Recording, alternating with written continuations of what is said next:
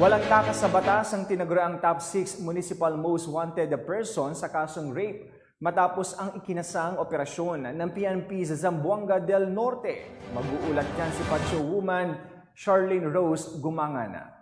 Takas ang wanted person na may kasong rape matapos maaresto ng mga autoridad sa Purok Saging, Barangay Lingasad, Polanco, Zamboanga del Norte. Kinilala ni Police Major Clark G. Bacolod, Chief of Police ng Polanco MPS, ang suspect na kinilala bilang alias Mon, 52 taong gulang, lalaki, may asawa, construction worker, at residente ng Purok Saging, Barangay Lingasad, Polanco, Zamboanga del Norte. Naaresto ang akusado bandang alas 10 ng umaga ng pinagsamang mga tauhan ng Polanco Municipal Station sa bisa ng warrant of arrest sa kasong rape under Criminal Case 12299 na inisyu ni Honorable Porfirio Ima, Presiding Judge, 9th Judicial Region, Branch 8, Regional Trial Court, Dipolog City, Zamboanga del Norte, noong ika-8 ng Hunyo 2004 na walang inirekomendang piyansa. Ang nasabing akusado ay kasalukuyang nasa kustodiya ng Polanco MPS para sa tamang disposisyon at dokumentasyon. Ang matagumpay na operasyon na ito ay patunay lamang na ang pambansang pulisya ng Pilipinas, katuwang ang ibang ahensya ng pamahalaan ay simbolo na umaangat na Pilipinas tungo sa pagbabago para makamit ang mapayapa, maayos at maunlad na bagong Pilipinas. Mula dito sa Zamboanga Peninsula,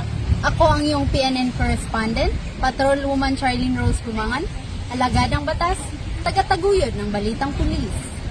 Maraming salamat, Patrolwoman Gumangan.